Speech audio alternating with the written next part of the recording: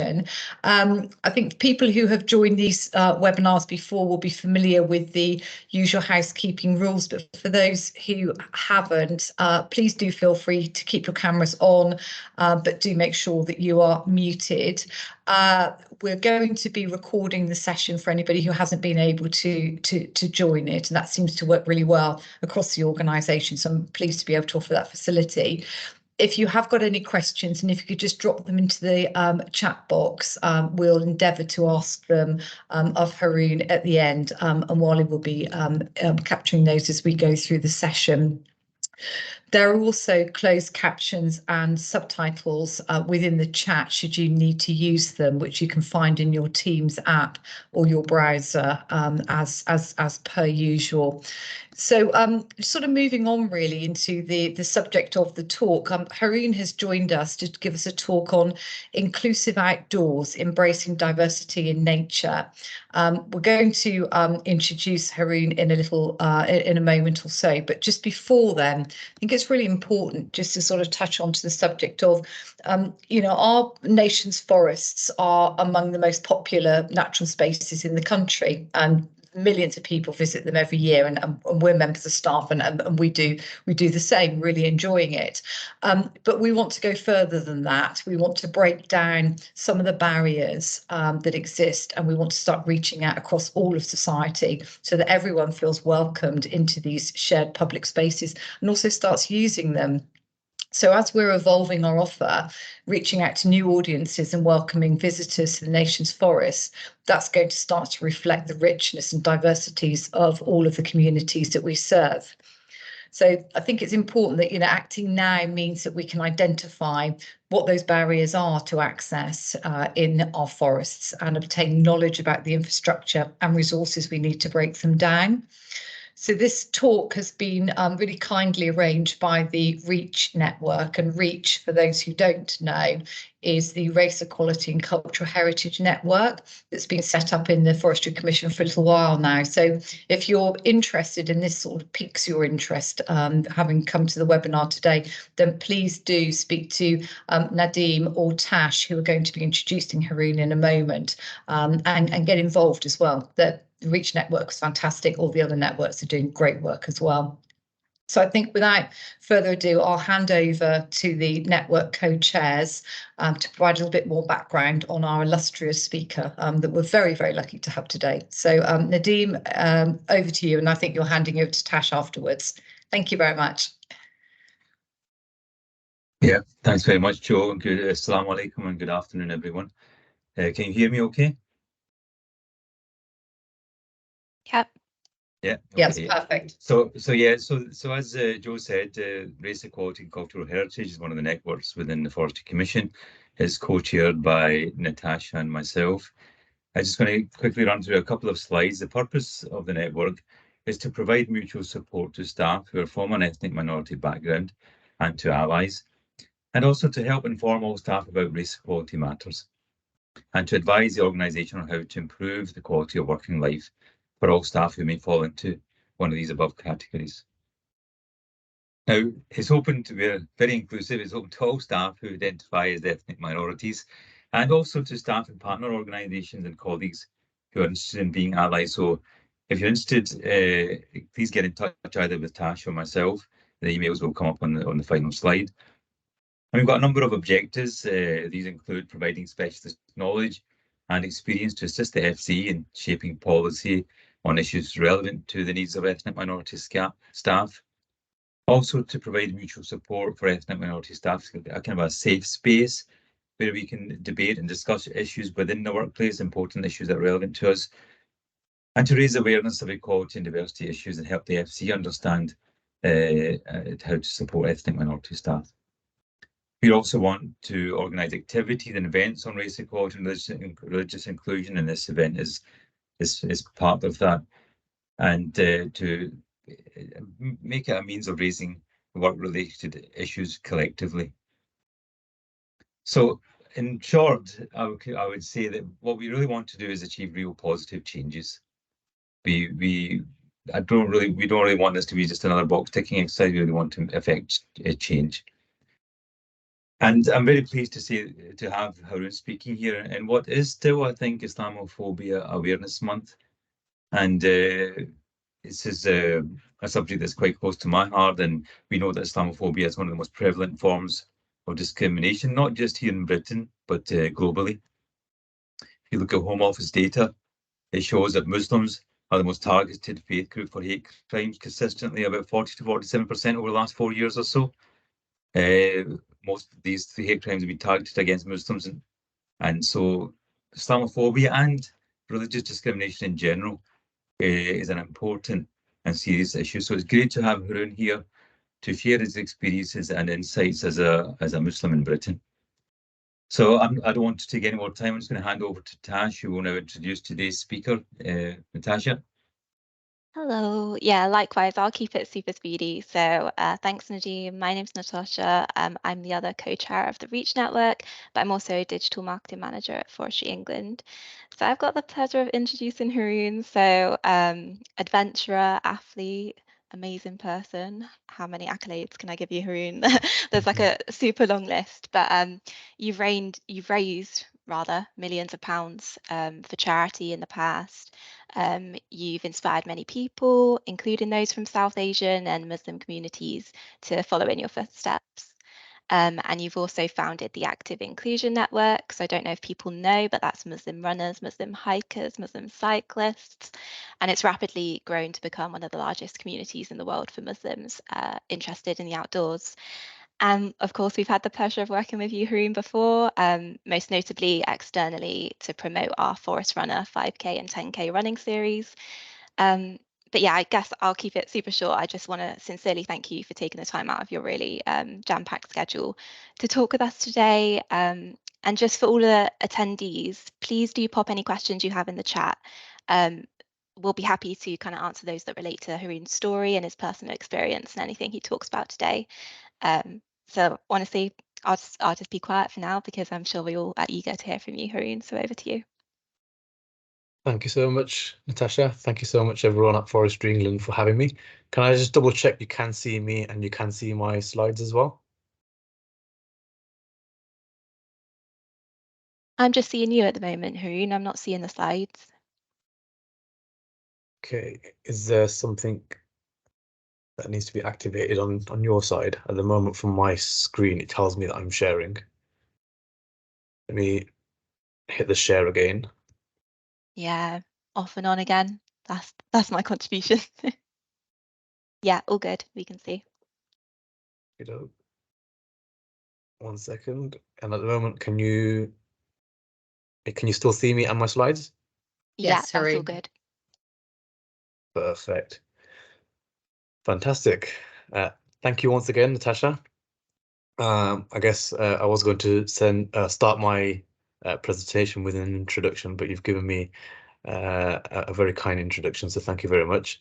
I am very deeply passionate about all things related to community, health, fitness, and the outdoors. Earlier this year in April, during the month of Ramadan, I completed the Boston Marathon, which is the world's oldest annual marathon. It was in its 127th edition. This is when I became a 6-star world marathon major finisher, a title which is only given to those who have completed all 6 of the world's major marathons. These include running London, Berlin, Tokyo, Chicago, and New York, as well as Boston. And yeah, it's great to be sharing my story today, which is somewhat linked to the successes that I have achieved in the outdoor industry in creating very inclusive communities. But part of my journey also reflects on how I got here in the first place. And a lot of that has to do with my journey running marathons as well. So I know there was a brief introduction with regards to what Islamophobia is. I am going to very briefly touch upon this again, just to ensure we can set the tone. Islamophobia is often overlooked as just being verbal and physical attacks, and this is often branded under the term anti-Muslim hatred. However, Islamophobia takes many, many forms and is found embedded within our society. This also includes stereotyping, marginalizing, discrimination, and exclusion. And this is very often the type of discrimination that we as an organization and me as an individual has faced. And I will be touching upon much of this throughout today's talk. It's also important for us to acknowledge the definition of Islamophobia.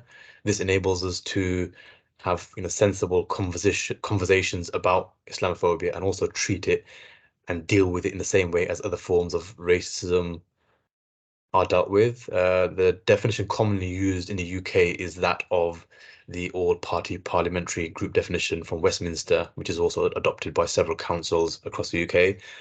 This definition particularly highlights the fact that Islamophobia manifests in the same way that all other forms of racism manifest, and it also highlights that it's not just Muslims who suffer, it's also those who are perceived as Muslims.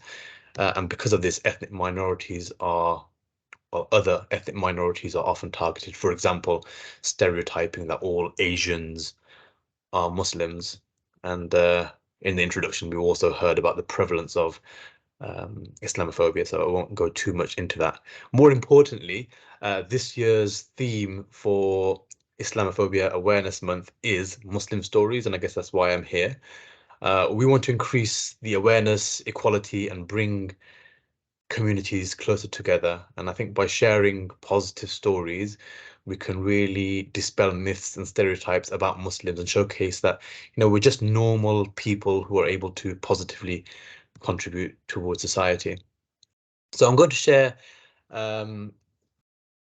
what inspired me to take on my marathon running journey, what inspired me to take on mountaineering, as well as what drove me to set up Muslim Hikers and Active Inclusion Network, and take you through the journey of growth and success as a thriving community, what we see today.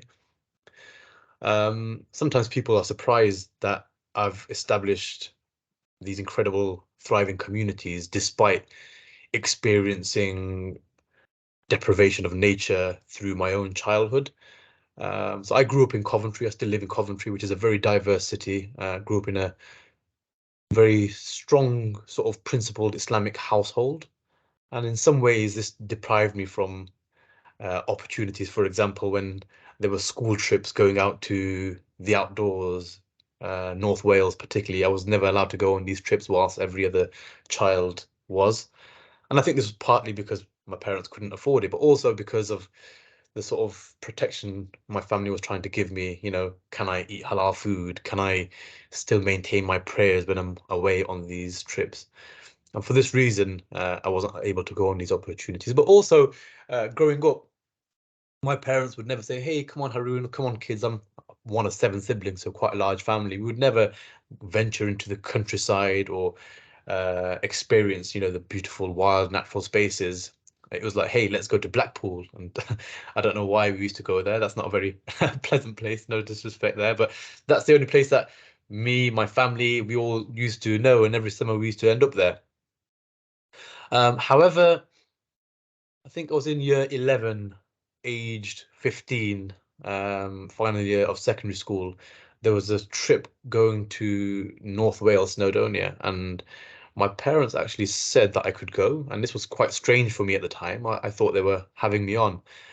Maybe they understood I was a little bit more grown up and a bit more responsible to deal with myself. And this trip into the outdoors was so incredibly empowering and inspiring for me. It was my first experience seeing mountains in their flesh, kayaking, enjoying water sports, connecting with nature, visiting caves, and I really fell in love with what I saw.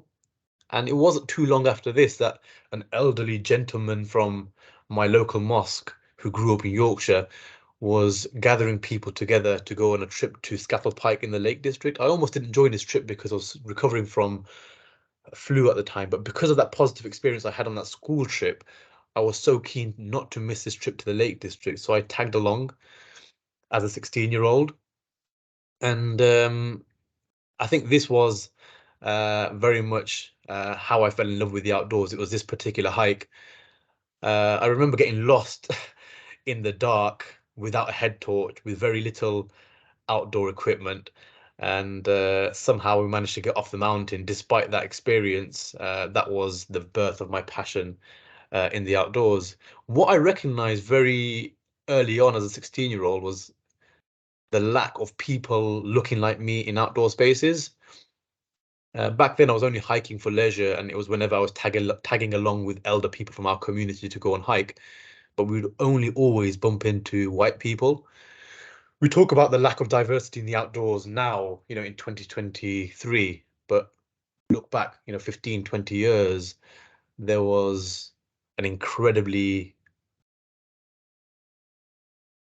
explicit amount of lack of diversity, and I saw that as a young person. I think back then I wasn't too wise enough to understand what was causing this level of lack of diversity, but upon reflection, it soon appeared to me that it was a cultural and community thing that we just wouldn't see Asian people in the outdoors.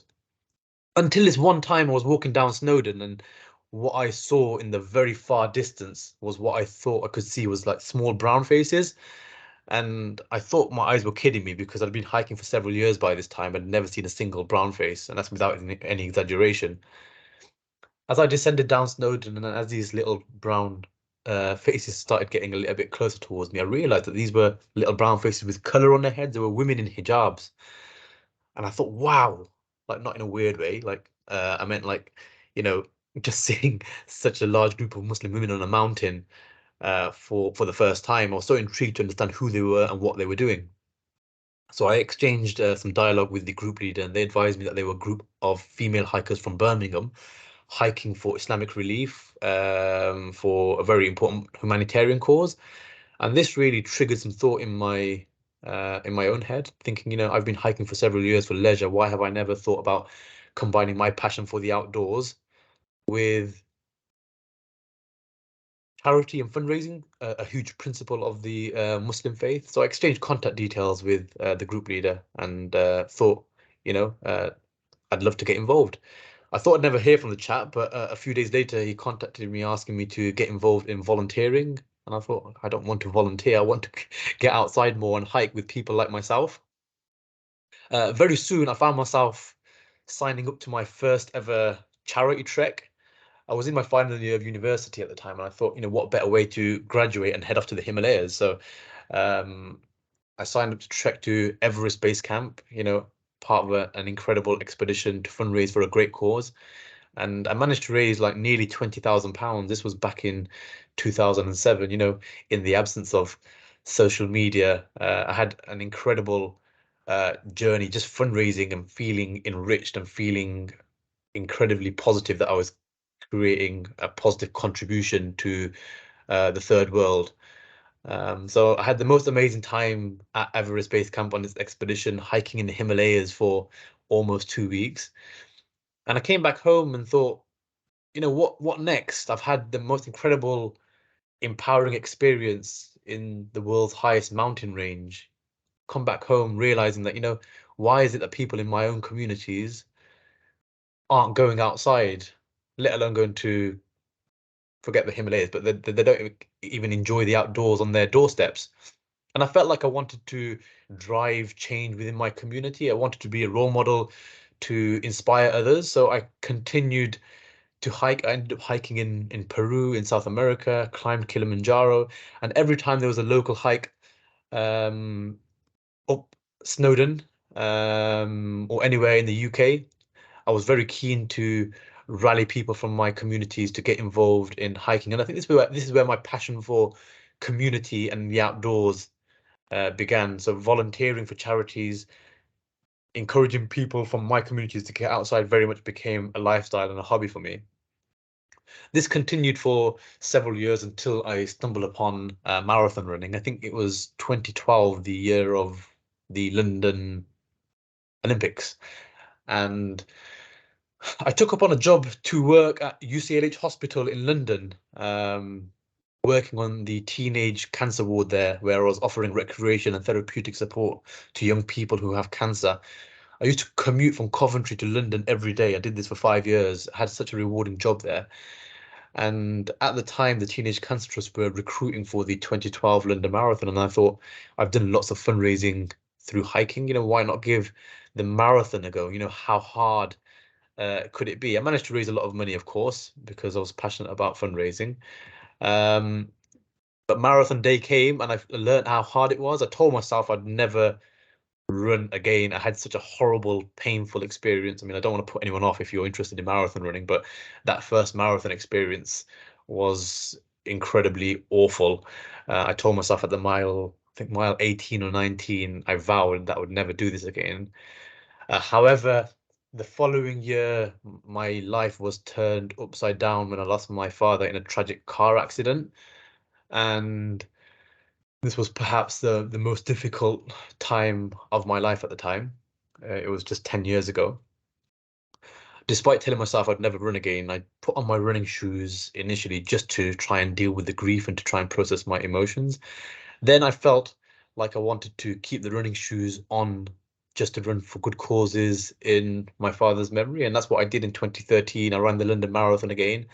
And essentially afterwards, I caught the running bug, and the marathon journey became something not just for myself. I soon recognized that the same lack of diversity I would see in rural spaces in the outdoors, I would see that in the running field at road races as well. So it wasn't just about catching the running bug for me. It was about trying to champion people from my own communities, men, women, young, old, from different ethnic minority communities, mainly South Asian backgrounds, to get together and to run with me. And then fast track to 2021. By this time, I had already run 8 London marathons. So it wasn't just the running bug. I was actually in love with the London Marathon. In 2021, I was invited to the London Marathon offices to collect the Spirit of the London Marathon Award, which I didn't know existed. And they gave me this brown box with a silver coin in it, and I thought, okay, thank you. And then they said to me, Haroon, as part of your award, you now have entry into London Marathon for the rest of your life. And I thought, oh God, I'm doomed. I have to do this for the rest of my life. But this was an incredibly proud moment for me, knowing that through my marathon journey, I had not only raised, hundreds and thousands of pounds for great causes, but I'd also had the opportunity to showcase myself as a British Muslim contributing towards society, not just overseas through humanitarian projects, but also through rallying my own communities and contributing to people's well-being. At the same time, I was ticking off my personal accolades. I also ended up working in fundraising, no surprises, working for a humanitarian charity, heading challenge events. This is where I really established my yearn to do good from within my communities. This is a picture from a trek I organized, an international expedition to Mount Everest Base Camp, which raised £250,000 for the Rohingya refugee crisis. The group of 34 people also included 18 British Muslim women, which was unseen in the Muslim charity sector or amongst Asian communities. So what I learned was that as much as it's great to enjoy adventure alone, it felt so much more special being able to enjoy adventure with people like yourself. And I think upon reflection, when people ask me, so what drove you to set up Active Inclusion Network and Muslim Hikers, it wasn't something that just triggered overnight. It was the experiences that I enjoyed, or the early experiences that I enjoyed on my own, compared to the experience that I enjoyed thrilling adventure with people from my own communities. Here's another adventure where we took 100 people out to run the marathon in Bethlehem in the West Bank of Palestine, and contributing towards refugee causes there, and really inspiring and empowering people to get out of their comfort zone and to, very much to get out of the comfort zone and to try things that are new. In 2019, going back towards my running journey, again, another important milestone, I set myself the goal of running the world major marathons, which I referenced earlier. However, COVID struck towards the end of well, in 2020, COVID cancelled my marathon plans. So I was supposed to run Chicago, New York, and Berlin marathons at this time. And the London Marathon launched the 2.6 challenge. I don't know if anyone remembers or recalls this, encouraging people to use the numbers 2 and 6 to creatively fundraise. And at that time, during the month of Ramadan, I thought, how can I fundraise, or how can I run, or how can I continue my pledge of raising money for charity whilst my marathons had been cancelled? So I decided that I wanted to run 260 kilometers during the month of Ramadan whilst fasting. That meant running 10 kilometers every day whilst not having food and drink for 16 hours during the day. And I managed to raise over £50,000, and the news of this achievement, went global. It was all over the news, all over the media, and this was quite transformational. The fact that I was exercising in the month of Ramadan, and showing that we can get out of our comfort zones and do things differently.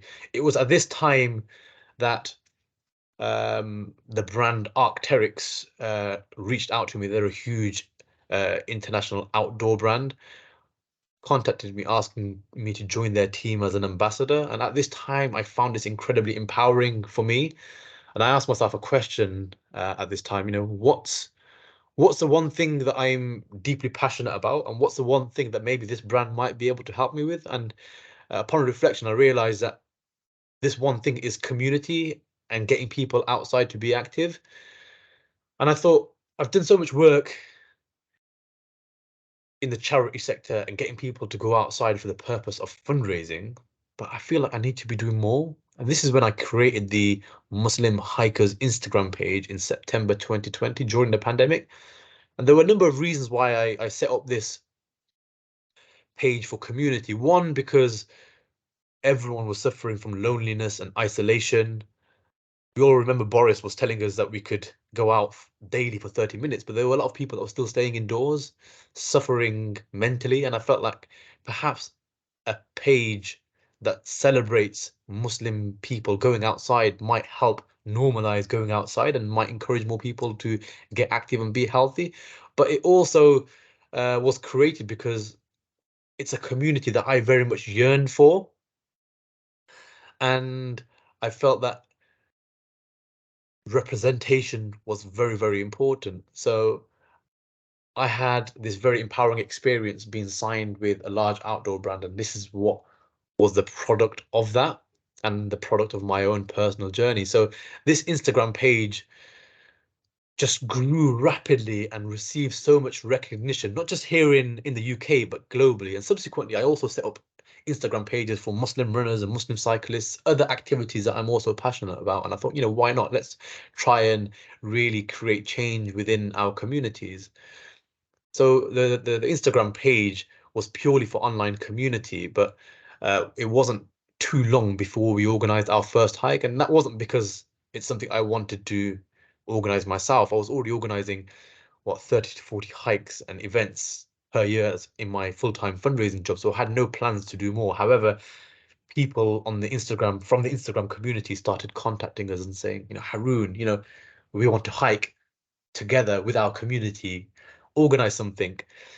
And when that first hike happened in July 2021, just as we were emerging from the pandemic, it was simply beautiful. The picture you see here, this was about 80 of us at Snowdon, a place which I kind of call home these days. I love this space.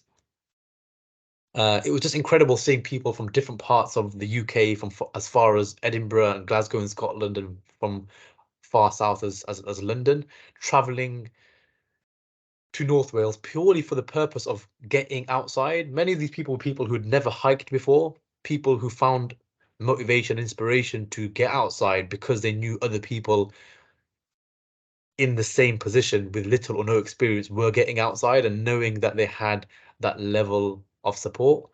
And since then, our community has continued to grow. We're now the largest community in the world for Muslims interested in the outdoors.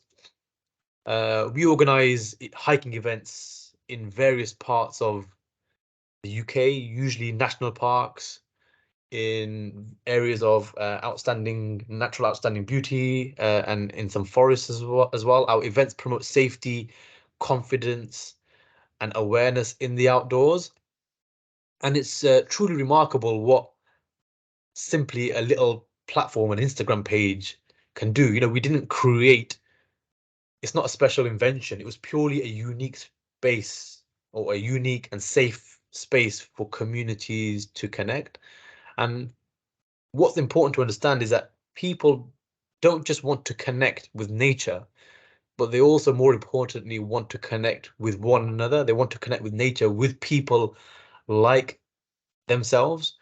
We now organize the largest known regular walking events in the country. Our hiking events attract on average 150 people per hike. And these are people, again, who have very little or no experience of the outdoors. And why is it that people have no experience in the outdoors? People often ask, you know, what are the barriers? And I think sometimes it's as simple as acknowledging that we have the lack of outdoors embedded within our cultural and lifestyle norms. And this is what accounts for the lack of awareness, the lack of confidence in outdoor spaces. People simply don't know where to go, how to get there. They probably don't even know what hiking is, and they probably associate these natural outdoor spaces as places where only white people go, because that's what they grew up seeing. It's probably what they see in the media, it's what they see in the magazines, and it's what they see on social media. And that's why representation is so important, and that's why our community is thriving so much. We also see that 70% of participation at our events come from females, so that's 70% female participation. And I think that symbolizes the fact that barriers that we face culturally and barriers that we face as a community are somewhat compounded for Muslim women for various cultural and community reasons, meaning that safe spaces as such that we have created allow women to flock to and allow women to thrive within. And whilst we're talking about barriers, it's also important, very important for us to acknowledge that, you know, racism and Islamophobia is a barrier as well. We're not saying that it's the core reason stopping Asian or Muslim people from going outside, but it sure is an issue that is faced by us as a community and us as an organization. And I'll be giving examples of what this looks like. This is a picture from our Christmas Day hike in 2021 December.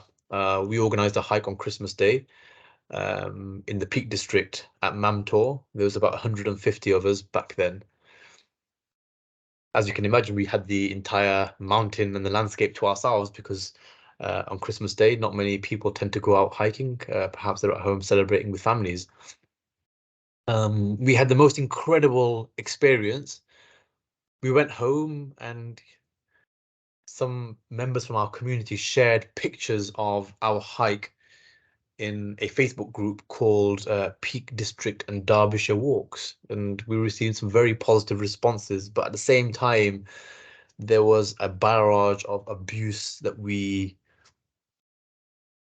started to face, and there was such a huge prevalence of racism and abuse, and you'll see some of these examples here, that we realized that there's many people out there that want to discourage us from getting outside. And we also understood the true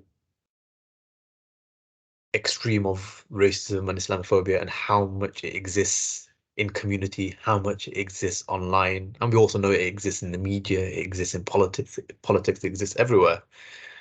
Sometimes there's clear, explicit racism, and sometimes there's, you know, racism hidden behind, you know, mockery and other type of comments, which you can see very much here. People often ask us, you know, how do we deal with such type of abuse? You know, is it demotivating? Is it disheartening? Of course, it's disheartening, especially when you work so passionately and hard to create inclusive communities, people will often judge you and think that you're trying to create divisions. At the same time, this abuse gives us justification for the very reason and the very purpose why we created this organization in the first place. So it gives fuel and motivation for us to carry on doing what we do. So yes, we didn't let this abuse stop us, and we called upon our friends, organizations, and allies and to really call out racism and Islamophobia, and to stand up against all forms of abuse and discrimination, and stand up against people who create divisions. You know, saying I'm not racist isn't enough. I think it's important for us to educate ourselves and to understand the barriers faced by communities, and understand our stories, and understand the things that prevent and hinder us from going outside. So comments like this that we have received online very much motivate and fuel me. I would like to think I am quite thick-skinned, but these comments can be very problematic for people or parts of our community that already feel less empowered to go outside. Nevertheless, you know, we received an overwhelming amount of solidarity from the general community. In the first 2 weeks of January, following this Christmas Day hike, I kid you not, we received an extra 20,000 followers across our social media platforms.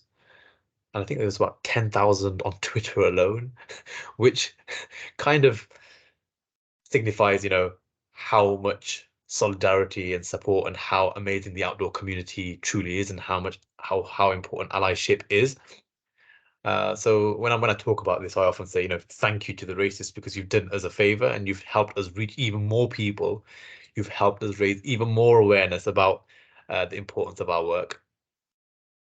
So, you know, yeah, how do we deal with this? You know, we carry on doing what we do, and we get out in our numbers. In March or April 2022, we organized our first ever Ramadan retreat. So yeah, we organized a hike in the month of Ramadan. You might think, you know, why are people visiting the countryside, going for a hike for several hours whilst they're hungry and thirsty? It's probably the last thing that people want to do as an expanding energy.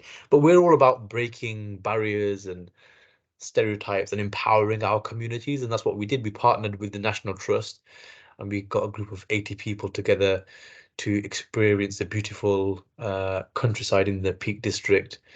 We prayed, we feasted when the sun went down, and it was absolutely beautiful. And that's what we continue to do. And these are some of the amazing things that can be achieved through partnerships. So since the last couple of years, we've partnered with the likes of National Trust, the YHA, Natural England. We've done some great commissioned work from the Refugee Week. We've worked with BMW, the North Face, Gymshark, Adidas, Terex, and you know, we're all about not just activating our communities, but you know, activating the outdoor industry as well, trying to rally for change, campaigning and raising awareness about the barriers that communities face to getting outside. And we really want to challenge the outdoor industry and create systematic change that will make it easier for future generations to benefit from nature. Nevertheless, you know, it's important for us to also acknowledge that this type of abuse we've received wasn't just a one-off. Whenever we've appeared on BBC Countryfile, we get bombarded with abuse. A few months ago, we partnered with Adidas to produce prayer mats for our community. Again, we received a massive amount of abuse. And as far as just last month I wrote an article for The Guardian talking about barriers faced by ethnic minority communities. And I'd like to take a moment to address something that became all too evident after this article. I want to talk about the hate and the negativity that came our way just last month. It's unfortunate that discussing important issues in the media can sometimes attract like such responses, but at the same time, it's something that we must address. People, please take a moment to read some of these comments. It'll really help you gain a better understanding of what hate and Islamophobia looks like for us. You can see from the tweet notification times here what the frequency of hate looked like, and without any exaggeration here, for 4 days on the trot last month, I was receiving about 4 tweets of hate per minute. That's 4 tweets of hate per minute. You can imagine how difficult that is to address, being a one-man person who's pretty much running this organization on my own without any PR support, without a social media team. However, let me tell you that we are resilient and we didn't let this deter us from our mission. We didn't allow hate to overshadow our commitment to raising awareness and combating. Sorry, I've just lost my words for a moment. We didn't allow hate to overshadow our commitment to raising awareness and combating Islamophobia. We stood strong in the face of adversity. And rather than succumbing to negativity, we decided to respond with constructive and positive messages, examples of which you can see here. We use this opportunity to educate and engage with those who may have misconceptions about our work and community. Hate for Us became a platform for fostering understanding, as you can see here. Sometimes, hate like this is actually it's actually a very important opportunity. It highlights the very issues we face as a community and allows us to express what privilege looks like, and how it can often be the case of, or the cause of, ignorance, ignorant to culture and community. And there's an example of one of the tweets here. Just open the outdoor, as if it was that simple. And that was one of my favorite, I'll call it favorite, it's one of my favorite tweets, because it enables us to highlight how certain people perceive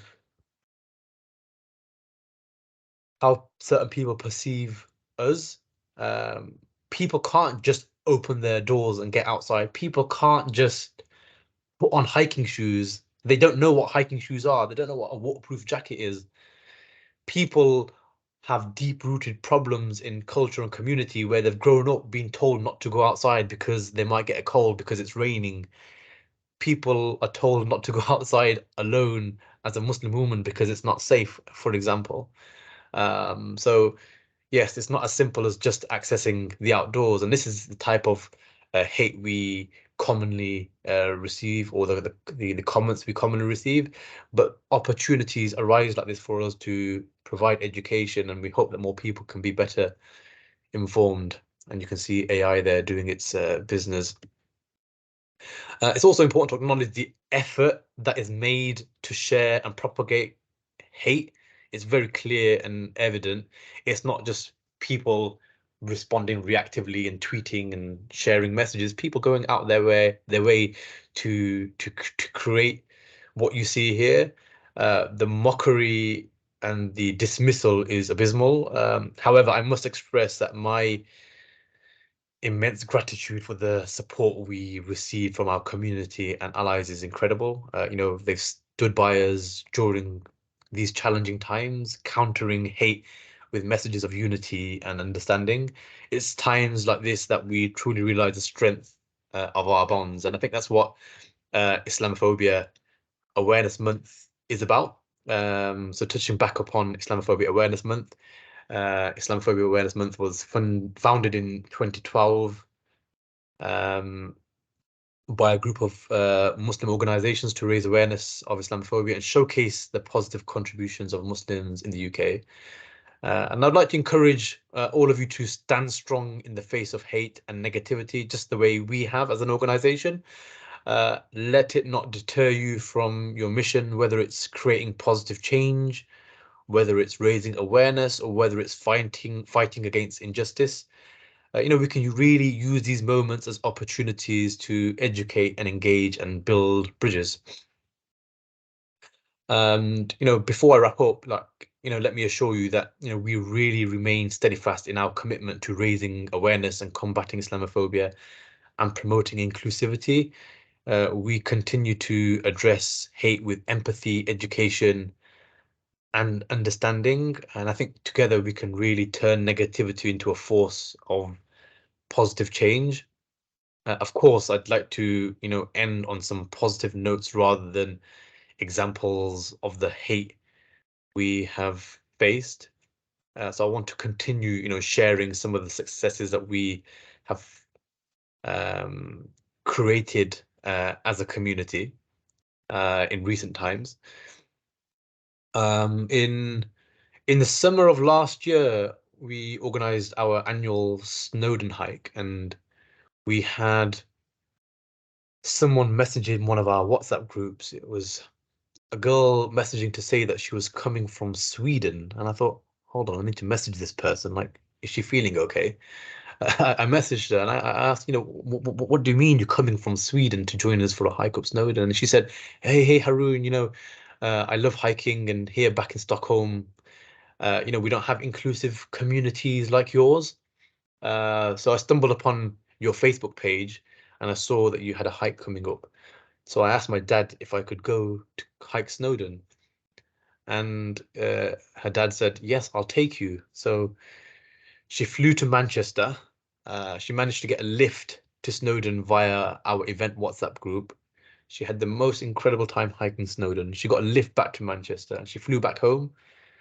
And I thought, wow, that is just incredible. And I think this was a very empowering experience for me. And it really and truly symbolized the power of community and the importance of community and the justification that everything that we have done at Active Inclusion Network and Muslim Hikers to bring communities together is justified. And despite what people might throw at us in terms of hate and judgment, community is special and it is so powerful. It is what has united, hundreds of people. It's what has helped thousands and thousands of people get outside.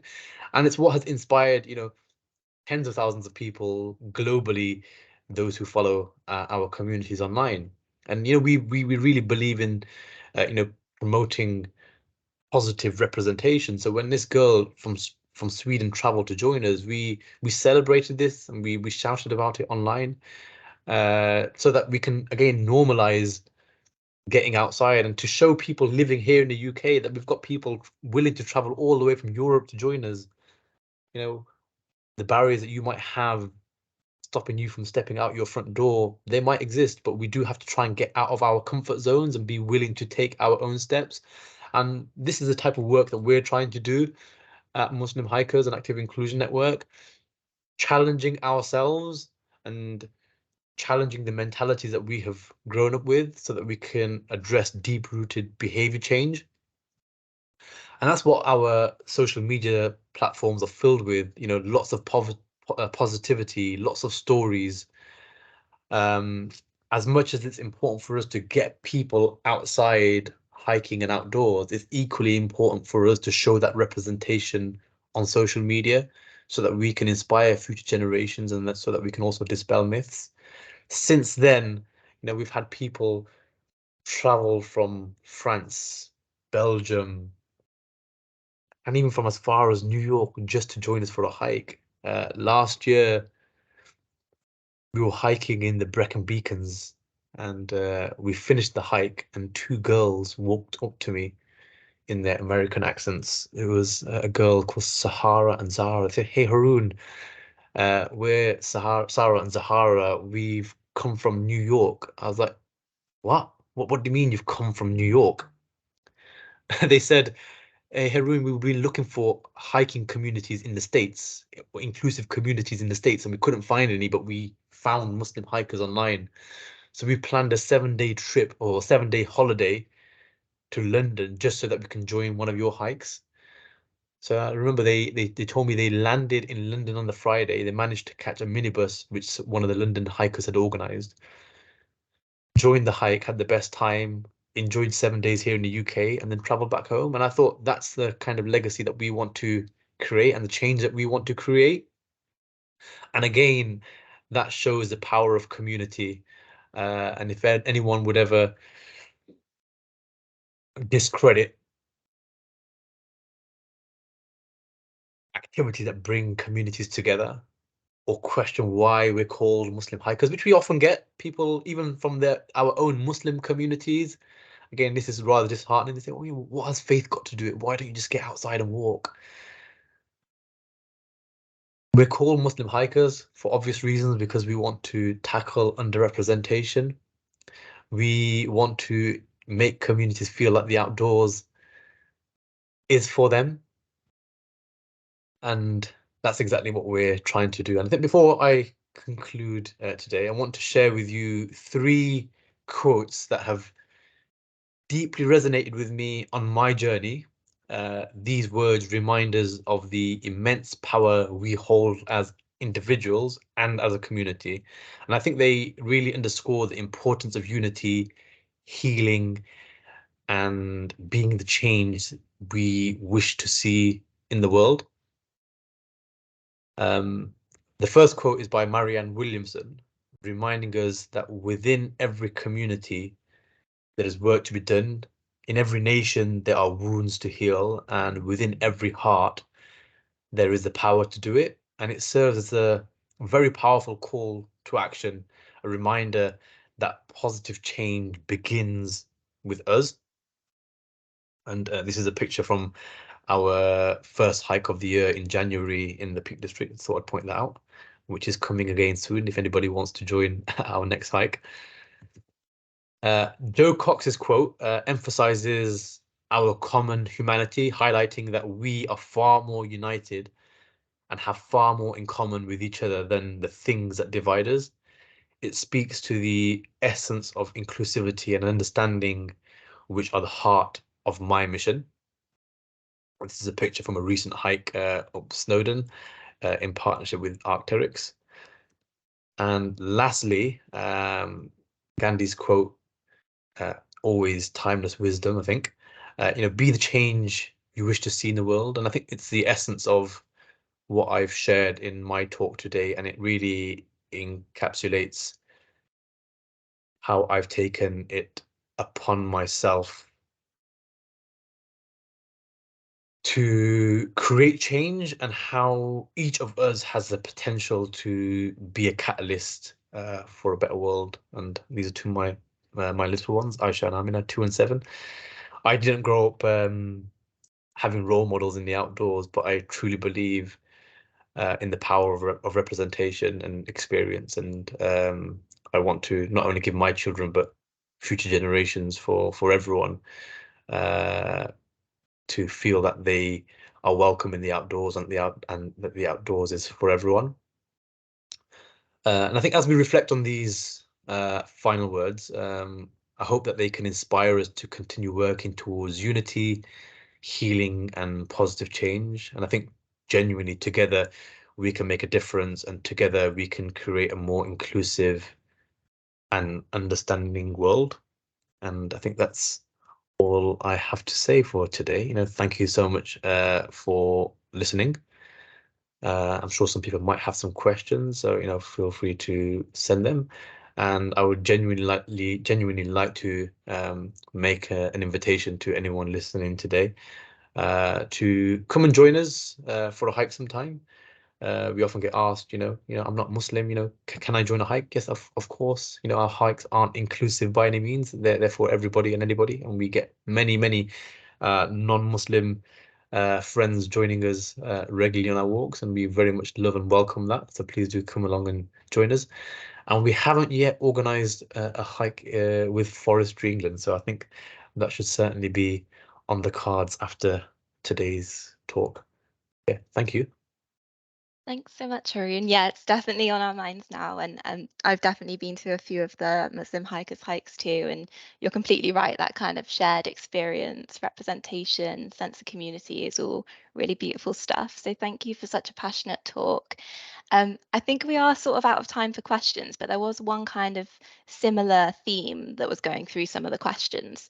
And I think you spoke a little bit about activating the outdoor industry in your talk and kind of challenging the industry to create kind of systematic change.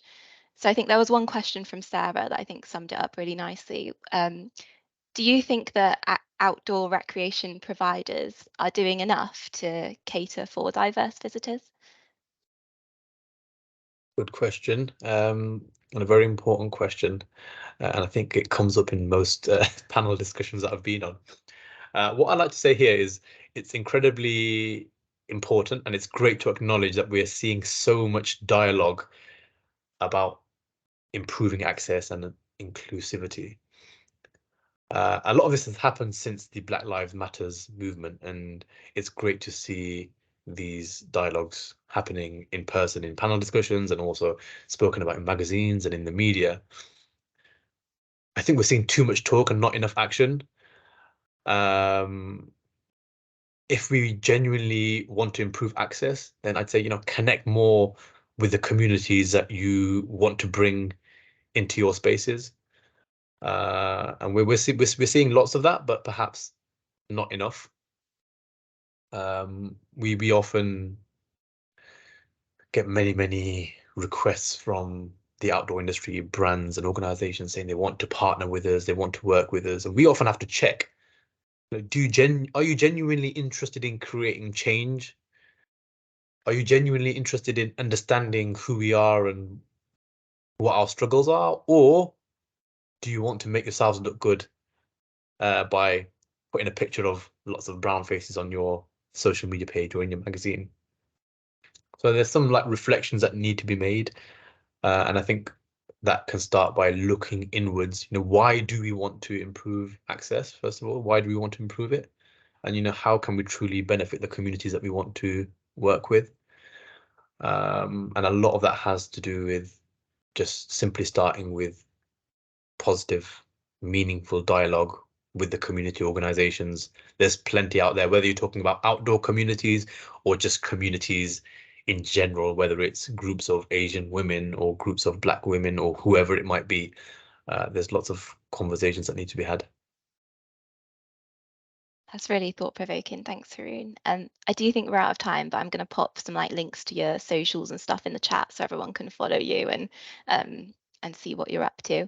I think that's it from us, but Joe, I might just hand over to you to close if that's all right. Thank you so much, everyone, for joining. We've got another. Do sort of keep an eye out on the website for sort of further reach talks. There's one on the 11th of December, which is called Faith, Environment and Harmony: Judaism and Climate Action, and that's by Rabbi Jonathan Wittenberg, and that's on the 11th of December. So everyone's invited to come along. And I would say that if any of your colleagues haven't been able to make this session, then do remind them that it has been recorded and will be available. And finally, huge thanks to Tash, Nadeem and to Wali. These sessions don't just happen by chance. They happen because there's an awful lot of hard work that goes on behind the scene. And finally, Haroon, inspiring man, inspiring speech. So thank you very much. And do keep it up, but get some rest on those legs as well, please. Thanks so much, guys. And I can see there's lots of comments in here. I will read through these, and if Natasha can share our socials, if anybody has any queries, you know, please feel free to send us a DM or an email. We'd be more than happy to respond to you. Thank you so much, everyone.